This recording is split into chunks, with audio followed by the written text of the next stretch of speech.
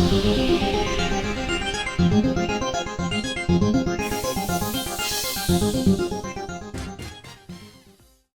ഈശോയിൽ ഏറ്റവും പ്രിയപ്പെട്ടവരെ, കഴിഞ്ഞ നാളുകളിൽ അനേകായിരങ്ങൾക്ക് അനുഗ്രഹമായി തീർന്ന ഈ ശുശ്രൂഷയിലേക്ക് നിങ്ങൾക്കെല്ലാവർക്കും വീണ്ടും സ്വാഗതം. റോബിൻസൺ ക്രൂസോ എന്ന നോവലിനെക്കുറിച്ച് നിങ്ങൾ കേട്ടിട്ടുണ്ടായിരിക്കും. ജീവിതത്തിൽ അപ്രതീക്ഷിതമായുണ്ടായ ഒരു ദുരന്തത്തെ ദൈവത്തിലുള്ള ശക്തമായ വിശ്വാസത്തിൻ്റെ ശക്തി പകരുന്ന പ്രത്യാശയാൽ ഒരു മനുഷ്യൻ നേരിട്ടതിൻ്റെ വിവരണമാണ് ഈ നോവൽ നൽകുന്നത്. നമ്മുടെ ജീവിതത്തിൽ പലപ്പോഴും അങ്ങനെയാണ് സംഭവിക്കുന്നത്. നല്ല വെയിലുള്ള സമയം, പക്ഷേ പ്രതീക്ഷിക്കാത്ത സമയത്ത് മഴ പെയ്യുന്നു, വളരെ ശക്തമായ മഴ. ഈ മഴ തോരാതെ അങ്ങനെ പെയ്തുകൊണ്ടിരിക്കുകയാണ്. അങ്ങനെ പെയ്തുകൊണ്ടിരിക്കുമ്പോൾ നമുക്ക് തോന്നും ഈ മഴ ഒരിക്കലും തോരാൻ പോകുന്നില്ല. അപ്പോൾ നമ്മുടെ മനസ്സ് സങ്കടത്തിനടിമയാകും, നമ്മുടെ മനസ്സ് ഇടിയുവാൻ തുടങ്ങും, നിരാശയ്ക്ക് നമ്മൾ അടിമയാകും. എന്നാൽ ഈ അതിശക്തമായ തോരാമഴയത്ത് നമുക്ക് സംരക്ഷണം നൽകുന്ന നല്ല ഒരു കുടയാണ് ദൈവത്തിലുള്ള അടിയുറച്ച വിശ്വാസം. റോബിൻസൺ ക്രൂസോ അത്തരത്തിലുള്ള ഒരു മനുഷ്യനായിരുന്നു. അദ്ദേഹം മറ്റുള്ള യാത്രക്കാരോടൊപ്പം ഒരു കപ്പലിൽ യാത്ര ചെയ്യുകയാണ്. മനുഷ്യൻ പല ലക്ഷ്യങ്ങൾക്ക് വേണ്ടി, ഉദ്ദേശങ്ങൾക്ക് വേണ്ടിയാണ് യാത്ര ചെയ്യുന്നത്.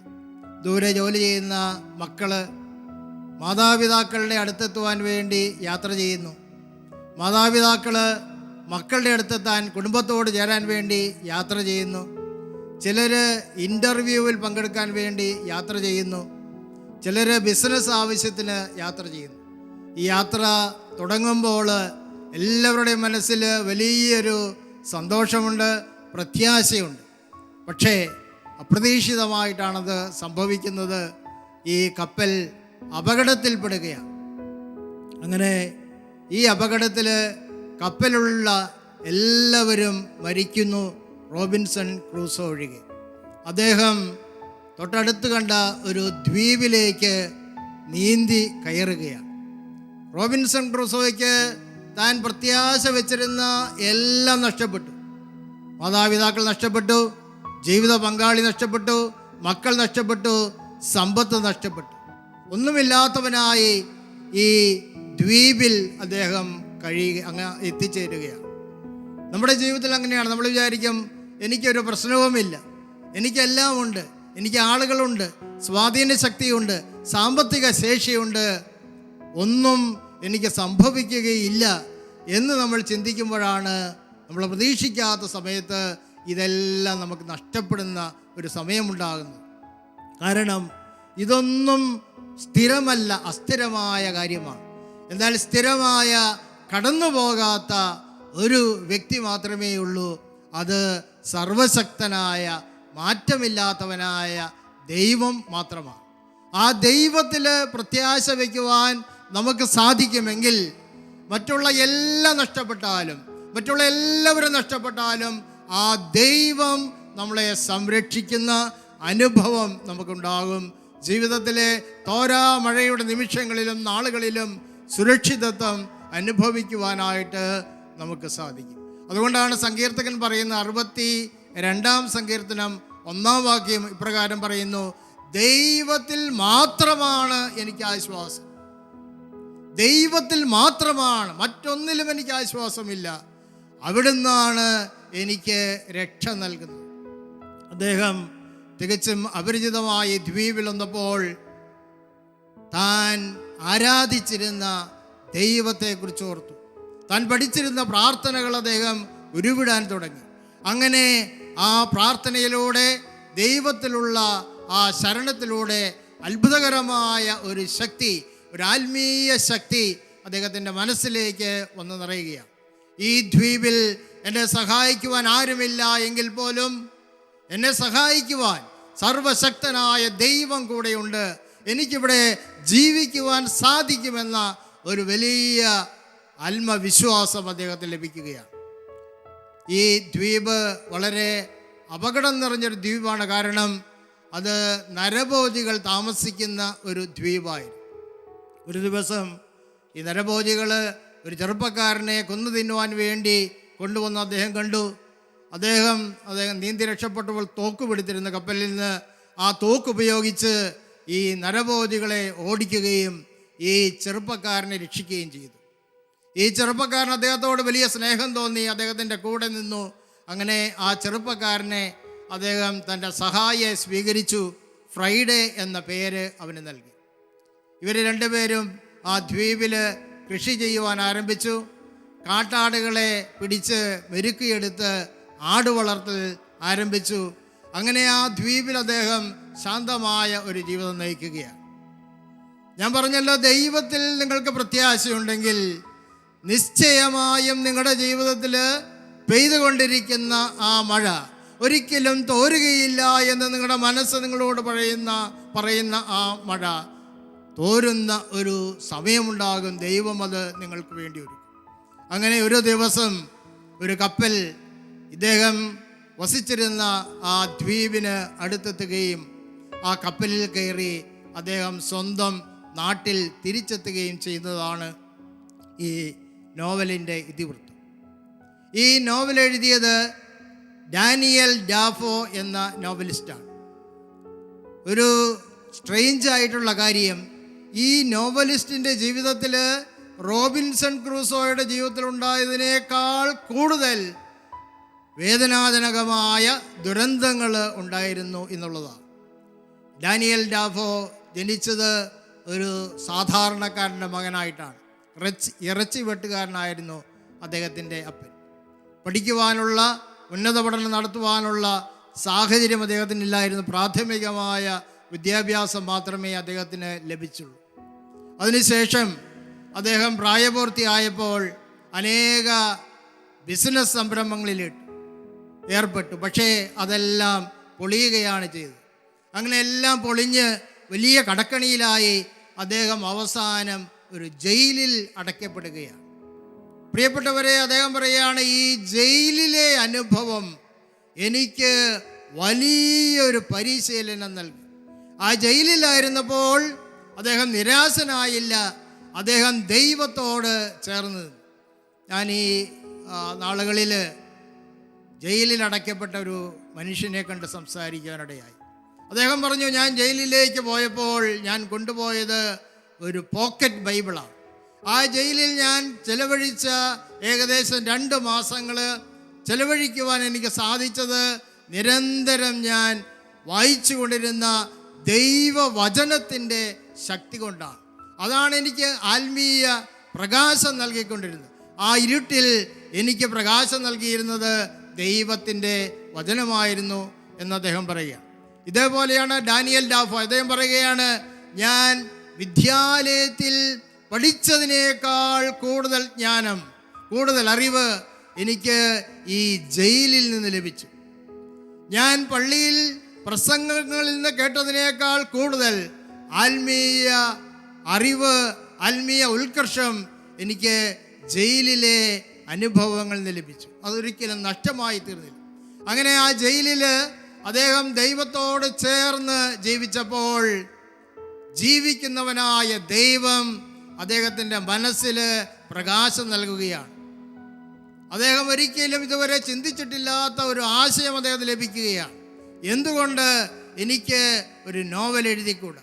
അങ്ങനെ അദ്ദേഹം അതിനുവേണ്ടി ആഗ്രഹിച്ച് പ്രാർത്ഥിച്ച് ഒരുങ്ങി അദ്ദേഹം ജയിലിൽ വെച്ച് എഴുതിയ നോവലിൻ്റെ പേരാണ് Robinson Crusoe. Praise the Lord.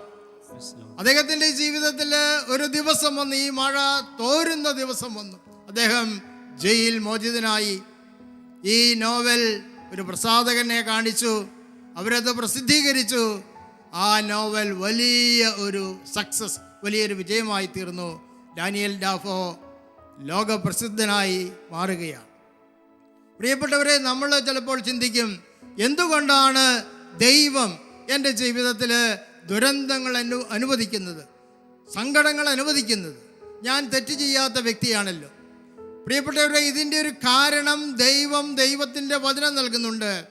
യോബിൻ്റെ പുസ്തകത്തിലേക്ക് ഞാൻ നിങ്ങളുടെ ശ്രദ്ധയെ ക്ഷണിക്കട്ടെ. ജോബിൻ്റെ പുസ്തകം 36 അധ്യായത്തിൻ്റെ 10 വാക്യത്തിൽ പറയുന്നു, ദുരന്തത്തിലൂടെ കടന്നു പോകുന്ന ഓരോ വ്യക്തിക്കും ദൈവം പ്രബോധനം നൽകുന്നുണ്ട്, ടീച്ചിങ് നൽകുന്നുണ്ട്, ദൈവം പഠനം നൽകുന്നുണ്ട്, ചെയ്യേണ്ട കാര്യങ്ങൾ പറഞ്ഞു കൊടുക്കുന്നുണ്ട്.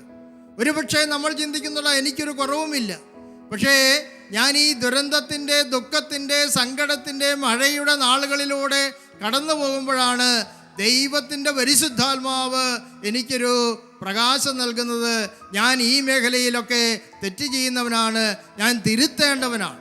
ഈ മേഖലയൊക്കെ തിരുത്തി കഴിഞ്ഞാൽ ദൈവം എന്നെ കൂടുതൽ അനുഗ്രഹിക്കും എന്ന വലിയൊരു ബോധ്യം ഞാൻ ദുഃഖത്തിൻ്റെ നാളുകളിലൂടെ കടന്നു പോകുമ്പോൾ ദൈവത്തിൻ്റെ പരിശുദ്ധാത്മാവ് എൻ്റെ മനസ്സിൽ നൽകുകയാണ്.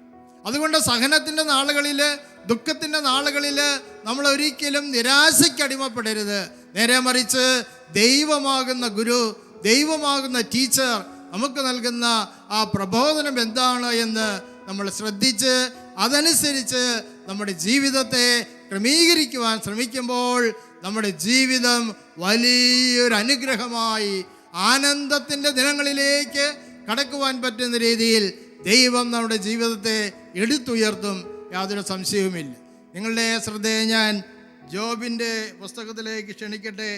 ജോബിൻ്റെ പുസ്തകം 36 അധ്യായത്തിൻ്റെ 11 വാക്യത്തിൽ ഇപ്രകാരം പറയുന്നു, അവർ എന്ന് പറഞ്ഞാൽ ദുഃഖത്തിലൂടെ, ദുരന്തങ്ങളുടെ, സങ്കടങ്ങളുടെ, വേദനകളുടെ അനുഭവങ്ങളിലൂടെ കടന്നു പോകുന്ന മനുഷ്യർ അത് ശ്രവിക്കുകയും, അത് എന്ന് പറഞ്ഞാൽ ദൈവത്തിൻ്റെ പ്രബോധനമാണ്, ദൈവം പറയുന്ന കാര്യങ്ങൾ ശ്രദ്ധിക്കുകയും അവിടുത്തെ ശുശ്രൂഷിക്കുകയും ചെയ്താൽ നമ്മുടെ ജീവിതം ദൈവത്തിന് വേണ്ടി നമ്മൾ സമർപ്പിക്കണം. ദൈവമേ, ഈ ദുരന്തത്തിലൂടെ കടന്നു പോകുന്ന എന്നെ അവിടുന്ന് അനുഗ്രഹിച്ചാൽ, അവിടുന്ന് എന്നെ മോചിപ്പിച്ചാൽ ഞാൻ എൻ്റെ ജീവിതം അങ്ങേക്ക് വേണ്ടി സമർപ്പിക്കും, ഞാൻ അങ്ങേക്ക് വേണ്ടി ജീവിക്കും, അങ്ങയെ ശുശ്രൂഷിക്കുമെന്നൊരു വാഗ്ദാനം നമ്മൾ കൊടുക്കണം. അങ്ങനെ ചെയ്താൽ അവരുടെ ദിനങ്ങൾ ഐശ്വര്യത്തിലും ഈ കഷ്ടത്തിൻ്റെ നാളുകൾ, ദുഃഖത്തിൻ്റെ നാളുകൾ, ഇരുട്ടിൻ്റെ നാളുകൾ മാറി ഐശ്വര്യത്തിൻ്റെ നാളുകൾ ഉണ്ടാകുമെന്നാണ് പറയുന്നത്. വത്സരങ്ങൾ ആനന്ദത്തിലും പൂർത്തിയാകും. അവരുടെ ദിനങ്ങൾ, ഞാൻ ആവർത്തിക്കട്ടെ, അവരുടെ ദിനങ്ങൾ ഐശ്വര്യത്തിലും വത്സരങ്ങൾ ആനന്ദത്തിലും പൂർത്തിയാകും. പ്രിയപ്പെട്ടവരെ, ദൈവം ഒരിക്കലും നമ്മെ തകർക്കുവാൻ വേണ്ടിയല്ല നമ്മുടെ ജീവിതത്തിൽ ദുഃഖ ദുരിത അനുഭവങ്ങൾ നൽകുന്നത്. നേരെ മറിച്ച് നമ്മളെ കൂടുതൽ അനുഗ്രഹിക്കുവാൻ, കൂടുതൽ ആനന്ദത്തിന് അനുഭവം നൽകുവാൻ, കൂടുതൽ ഐശ്വര്യത്തിലേക്ക് നമ്മുടെ ജീവിതത്തെ എടുത്ത് ഉയർത്തുവാൻ വേണ്ടി നമ്മളെ കൂടുതൽ അഭിഷേകം ചെയ്യുവാൻ വേണ്ടിയാണ്. ഈ ഒരു കാഴ്ചപ്പാടിൽ നമ്മുടെ ജീവിതത്തിലെ സഹനങ്ങളെ നമുക്ക് നോക്കിക്കാണാം. ജീവിതത്തെ ഒരു പ്രത്യേകമായ പുതിയ കാഴ്ചപ്പാടോടുകൂടെ നമുക്ക് ദൈവകരങ്ങളിൽ നിന്ന് സ്വീകരിക്കാം. നമുക്കൊരു നിമിഷം ശാന്തമായി കണ്ണുകൾ അടച്ച് പ്രാർത്ഥിക്കാം. ജീവിതത്തിൽ ദുഃഖത്തിൻ്റെ പാനപാത്രം മാത്രം കുടിക്കുന്ന ഒരു വ്യക്തിയായിരിക്കാം നിങ്ങൾ. ജീവിതത്തിലെ ഏറ്റവും ഹതഭാഗ്യൻ ഞാനാണ്, എന്നെപ്പോലെ കരയുന്നൊരു വ്യക്തി ജീവിതത്തിലില്ല എന്ന് നിങ്ങൾ ചിന്തിക്കുന്നുണ്ടാകാം. പക്ഷേ കർത്താവ് ഈ രാത്രിയിൽ പറയുകയാണ്, മകനെ, ഞാൻ നിൻ്റെ കൂടെയുണ്ട്, മകളെ, ഞാൻ നിൻ്റെ കൂടെയുണ്ട്. ആ കർത്താവിൻ്റെ തിരുമുഖത്തേക്ക് നമുക്ക് ഈ രാത്രിയിൽ നോക്കാം. അവിടുത്തെ നോക്കിയവരെല്ലാം പ്രകാശിതരായി എന്നാണല്ലോ സങ്കീർത്തകൻ നമ്മെ ഓർമ്മിപ്പിക്കുന്നത്. നമ്മുടെ മനസ്സിൻ്റെ ഇരുട്ട് മാറ്റുവാൻ, നമ്മെ ശക്തിപ്പെടുത്തുവാൻ സാധിക്കുന്ന ഒരു ദൈവം നമ്മുടെ കൂടെയുണ്ട്. പിന്നെ എന്തിനാണ് നമ്മൾ അസ്വസ്ഥരാകുന്നത്? പിന്നെ എന്തിനാണ് നമ്മൾ സങ്കടപ്പെടുന്നത്?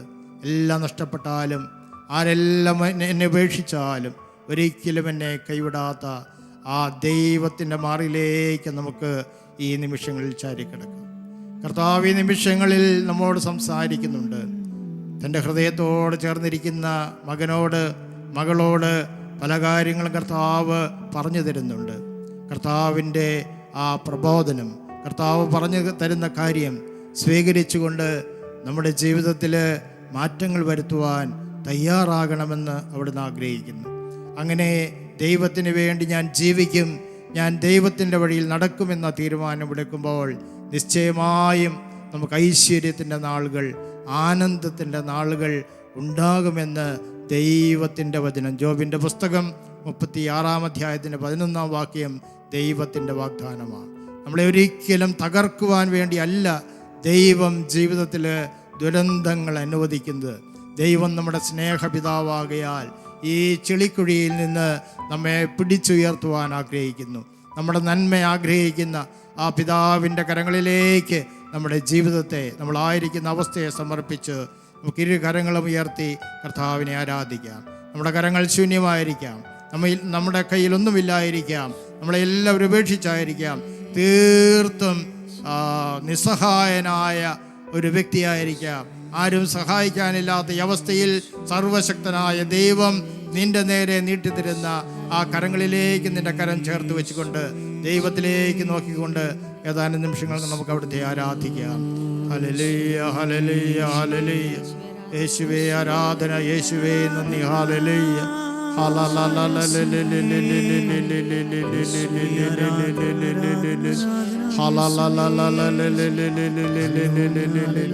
കർത്താവേ, പ്രാർത്ഥിച്ചുകൊണ്ടിരിക്കുന്ന ഓരോ മകനെയും ഓരോ മകളെയും അവിടുന്ന് സ്പർശിക്കണമേ. അവരുടെ കണ്ണുനീരിൻ്റെ ഉറവിടങ്ങളിലേക്ക് അവിടുന്ന് കടന്നു ചെല്ലണമേ. എന്തുകൊണ്ട് ഈ വേദന അനുവദിക്കുന്നു എന്ന ചോദ്യത്തിന് അവിടുന്ന് ഉത്തരം നൽകണമേ എന്ന് പ്രാർത്ഥിക്കുന്നു. ഞങ്ങളുടെ പരിശുദ്ധാത്മാവിനെ നിറയ്ക്കണമേ. യേശുവേ ആരാധന, യേശുവേ മഹത്വം. ഹല്ലേലൂയ, ഹല്ലേലൂയ, ഹല്ലേലൂയ. ഗായക സംഘത്തോടെ ചേർന്ന് കർത്താവിനെ ആരാധിക്കാം. നമുക്ക് കണ്ണുനീരിൻ്റെ താഴ്വരയിലും കർത്താവിനെ ആരാധിക്കുവാൻ സാധിക്കും. അത് ദൈവ മകൻ്റെ, ദൈവ മകളുടെ അവകാശമാണ്. നമുക്ക് കർത്താവിനെ ആരാധിക്കാം. തളരാതെ മരുഭൂവിൽ യാത്ര ചെയ്യും പ്രത്യാശയോടെ കർത്താവിനോട് വാഗ്ദാനം ചെയ്യും. എനിക്കെന്നും സർവശക്തൻ കൂടെയുണ്ട്.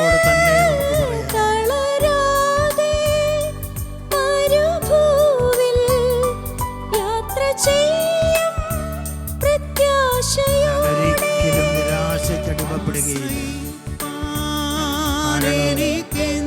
എനിക്ക് ആശ്രയിക്കാൻ സർവശക്തനായ ദൈവം എൻ്റെ കൂടെയുണ്ട്. ഞാൻ തളരുകയില്ല. ഞാൻ മരുഭൂമിയിലാണെങ്കിലും തളരുകയില്ല. അവിടുന്ന് എനിക്ക് കുടിക്കുവാനുള്ള ജലം നൽകും, കഴിക്കുവാനുള്ള മന്ന നൽകും, എന്നെ ശക്തിപ്പെടുത്തും, എൻ്റെ കുടുംബത്തെ അനുഗ്രഹിക്കും. എനിക്ക് ഐശ്വര്യത്തിൻ്റെ നാളുകൾ എൻ്റെ കർത്താവ് തരും. ആനന്ദത്തിൻ്റെ വർഷങ്ങൾ അവിടുന്ന് എനിക്കായി ഒരുക്കിയിരിക്കുന്നത്. ഈശോ, ഈശോ, ഈശോ, ഈശോ, ഈശോ, ഈശോ, ഈശോ, ഈശോ, ഈശോ, ഈശോ, ഈശോ, ഈശോ, എനിക്കെന്നും സർവശക്തൻ കൂടെയുണ്ട്. തളരാതെ മരുഭൂവിൽ യാത്ര ചെയ്യും പ്രത്യാശയോടെ. തുടർന്നുള്ള നിമിഷങ്ങളിൽ ഹൃദയത്തെ ശാന്തമാക്കുക. ശാന്തമാവുക. ഞാൻ ദൈവമാണെന്നറിയുക. സർവശക്തൻ നിന്റെ എല്ലാ പ്രശ്നങ്ങളെയും കണ്ടുകൊണ്ടിരിക്കുന്നു. കാണുന്നവനായ ദൈവം നമ്മുടെ എല്ലാ പ്രതീക്ഷകളെയും ദൈവകരങ്ങളിലേക്ക് ഉയർത്തുന്നു. യേശുവേ പ്രാണനേ, നമ്മുടെ ആവശ്യങ്ങളെ കർത്താവിൻ്റെ കരങ്ങളിലേക്ക് ഉയർത്തി പ്രാർത്ഥിക്കുന്നു. യേശുവേ പ്രാണനേ, നമ്മുടെ പ്രാണനായി, നമ്മുടെ ജീവനായി യേശുവിനെ ഏറ്റുപറഞ്ഞ് ആരാധിക്കുക. നീ അവനെ യേശു എന്ന പേരിടുന്നു. അവൻ തൻ്റെ ജനത്തെ അവരുടെ പാപങ്ങളിൽ നിന്ന് മോചിപ്പിക്കും. അടിമത്തത്തിൽ മോചിപ്പിക്കുന്ന സർവശക്തനായ ഈശോ യേശു ക്രിസ്തു നിന്റെ രക്ഷകൻ ഈ രാത്രിയിൽ നിന്നെ ചേർത്ത് പിടിച്ചിരിക്കുന്നു. അവൻ്റെ കരങ്ങളിലേക്ക് നിന്റെ ഭാരങ്ങൾ കൊടുക്കുക. അധ്വാനിക്കുന്നവരും ഭാരം വഹിക്കുന്നവരുമായി നിങ്ങൾ എൻ്റെ അടുക്കൽ വരുവീൻ. ഈശോ നിന്നെ വിളിക്കുന്നു. ഈശോ നിന്നെ ചേർത്ത് നിർത്തുന്നു. ഈശോ ഈശോ ഈശോ ഈശോ ഈശോ ഈശോ ഈശോ ഈശോ ഈശോ ഈശോ ഈശോ ഈശോ ഈശോ ഈശോ ഈശോ പ്രാണനേ ആരാധന ആരാധന ആരാധന യേശുവേ ആരാധന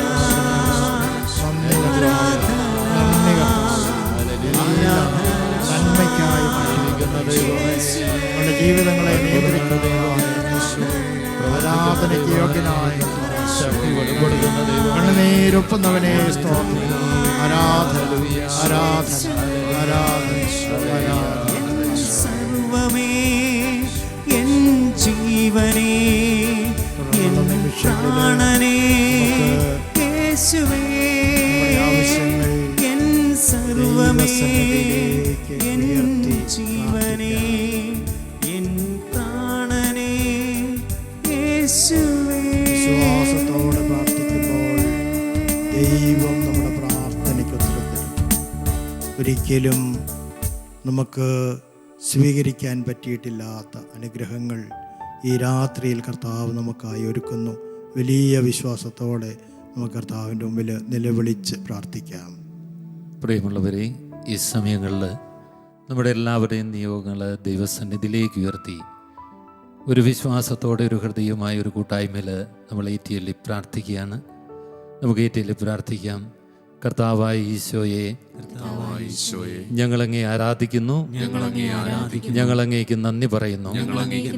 ഈശോയെ, ഈ രാത്രിയിൽ ഞങ്ങളുടെ എല്ലാ നിയോഗങ്ങളെയും തിരുസന്നിധിയിലേക്ക് ഞങ്ങൾ ഉയർത്തുന്നു. ചോദിക്കുവിൻ, നിങ്ങൾക്ക് ലഭിക്കും, അന്വേഷിക്കുവിൻ, കണ്ടെത്തും എന്ന് വാഗ്ദാനം ചെയ്ത കർത്താവേ, ഈ രാത്രിയില് ഞങ്ങളുടെ സങ്കടങ്ങളുടെ വേദനകളുടെ കണ്ണുനീരിന്റെ കാരണങ്ങളിലേക്ക് ഈശോയെ നീ കടന്നു വരണമേ. അതിന്റെ കാരണങ്ങളെ ഞങ്ങളുടെ വ്യക്തി ജീവിതത്തിൽ നിന്ന്, കുടുംബത്തിൽ നിന്ന് നീ എടുത്തു മാറ്റണമേ. ഹല്ലേലൂയ, ഹല്ലേലൂയ.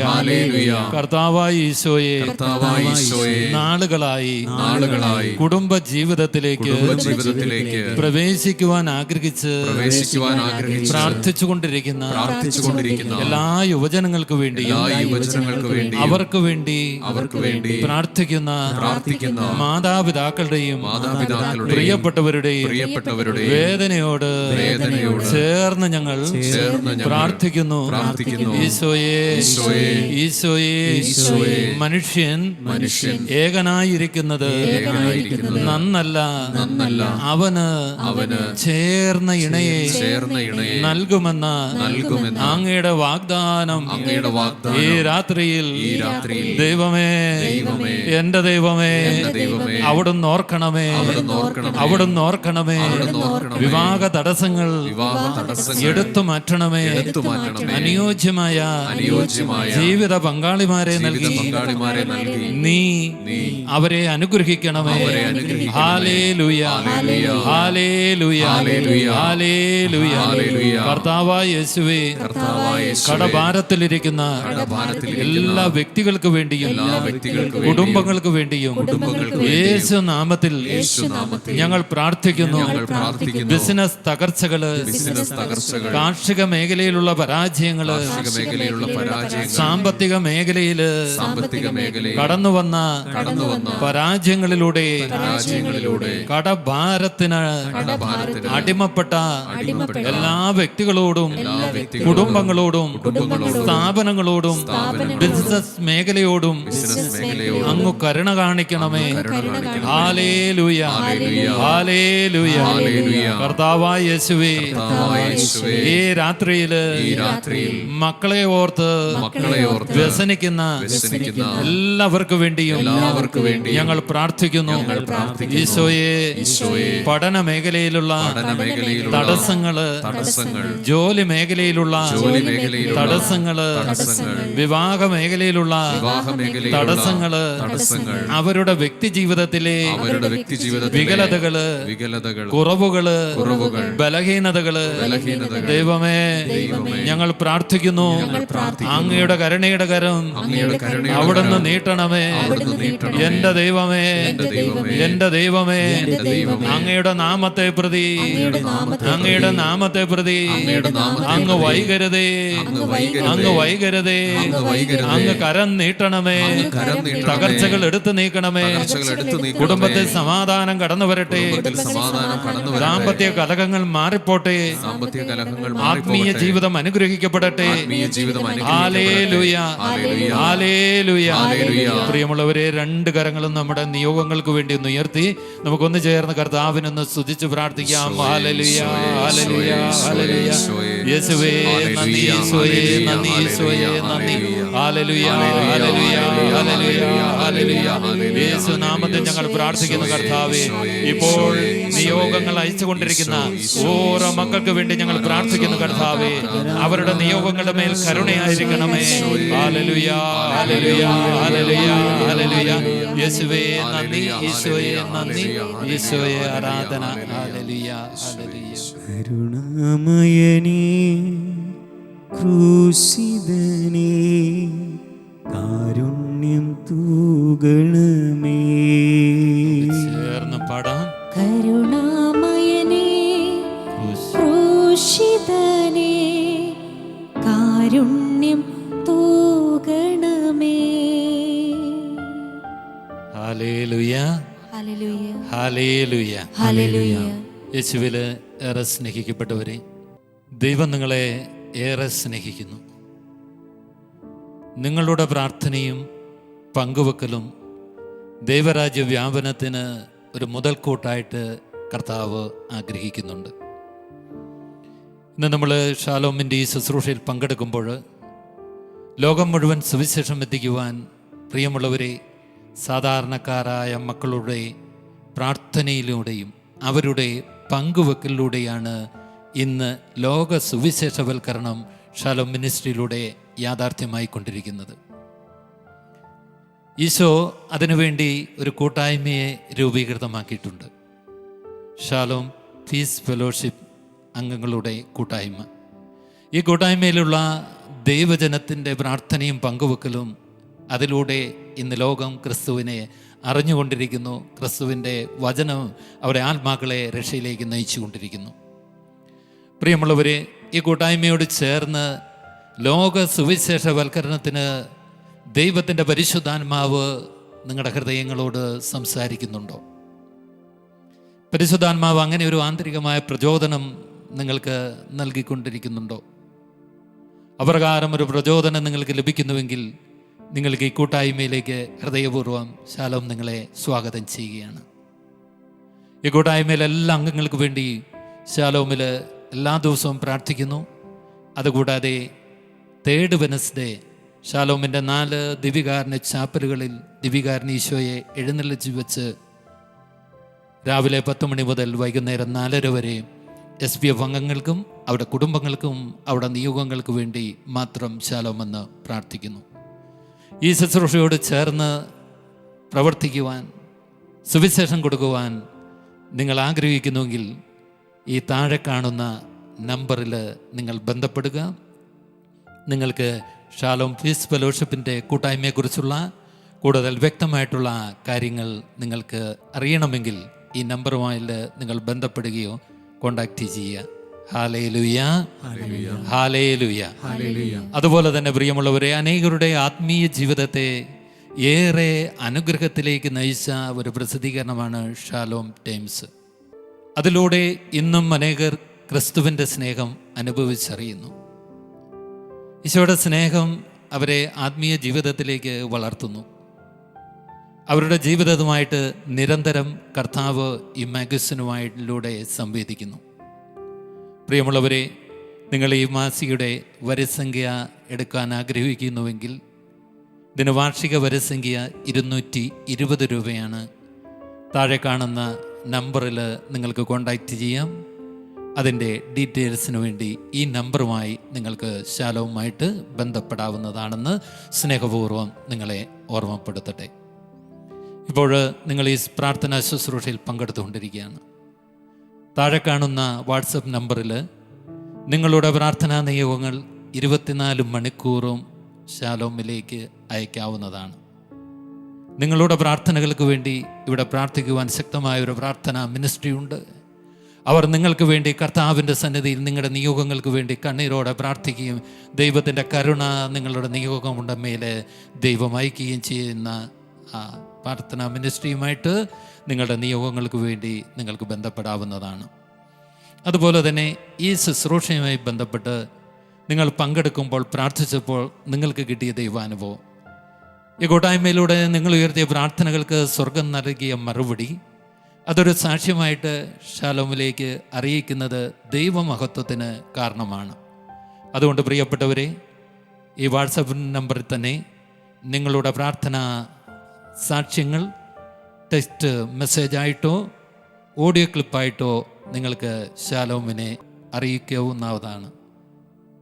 അതുപോലെ തന്നെ ഇന്ന് ഈ കൂട്ടായ്മയിലേക്ക് കടന്നു വന്ന നിങ്ങൾക്ക് എല്ലാവർക്കും ഹൃദയപൂർവ്വം നന്ദി പറയുന്നു. ഈശോ നമ്മളെല്ലാവരെയും സമൃദ്ധമായി അനുഗ്രഹിക്കട്ടെ. പരിശുദ്ധ അമ്മയുടെ വിമല ഹൃദയത്തിലേക്ക് നമ്മളെ സമർപ്പിച്ചുകൊണ്ട് നമുക്ക് ഒന്ന് ചേർന്ന് പ്രാർത്ഥിക്കാം. നന്മ നിറഞ്ഞ മറിയമേ സ്വസ്തി, കർത്താവ് അങ്ങയുടെ കൂടെ സ്ത്രീകളിൽ അനുഗ്രഹിക്കപ്പെട്ടവളാകുന്നു.